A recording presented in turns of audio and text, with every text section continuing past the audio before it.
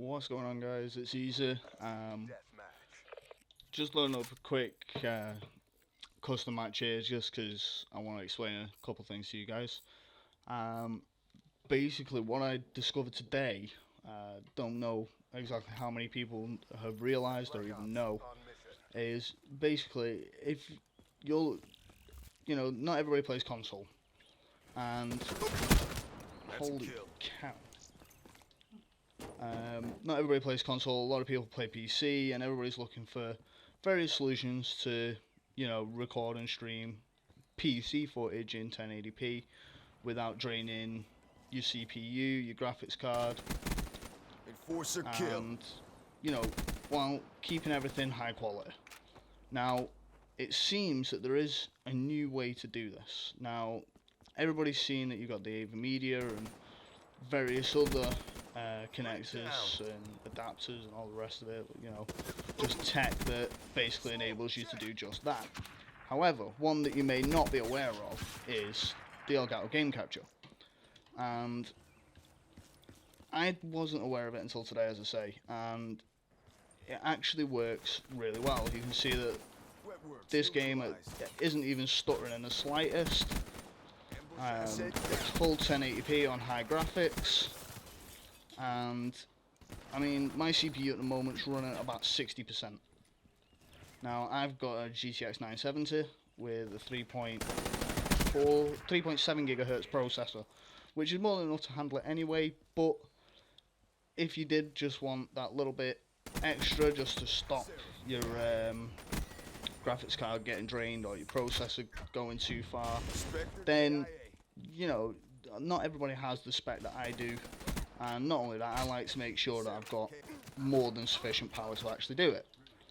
I'm actually 11-5 against recruit bots. What the hell is that about?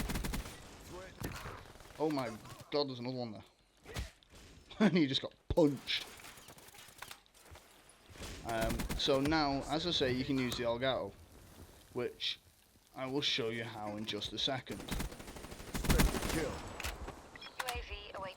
Now, I'm not going to play this match all the way through because first to 75 is a little excessive when it's 1v4. So, wow, my accuracy sucks. Let's just run in the middle, use the gravity spikes, and then we'll just call it a day, I think. If we can find some bots to use them on. That'll do. Get out of my face. So, yeah. Exactly as briefed. Good work. As you can see, perfect quality, not a single skip, nothing anywhere. You can see the 60 frames per second counter in the top right corner. That is the FPS counter from my NVIDIA graphics card, which if you want to turn on, you can do via GeForce Experience. And, everything just seems to record seamlessly. So, in order to do this, you need to make sure that you've got everything set up correctly. You need to make sure that the Elgato is set up to actually pick it up. Now, it's really simple to do. I'm going to show you how as soon as I can get out of this game, because as always, it takes 2 years to get out of the game on Black Ops 3, sorry, when it's a custom match. Cutscenes, blah blah blah blah, and all the rest of it, and it's an absolute goddamn nightmare. But we're all aware of that, so we don't need to talk about it. So, if I can just get out of this in a second. You probably noticed that at the bottom of the screen there are controls for PlayStation 4. That's because I use a PlayStation 4 controller with my PC for certain games. I've actually talked about that in a previous video, so go check that out if you want to know how. Yeah, so now, setting up the Elgato. How easy is it? Well, truth be told, it's pretty damn easy. As you can see, there's my desktop. After setting everything, still recording the exact same video, nothing's changed, and you can see all the little boxes start popping up on it. So all you gotta do is set it up just like this. Your input device set to other.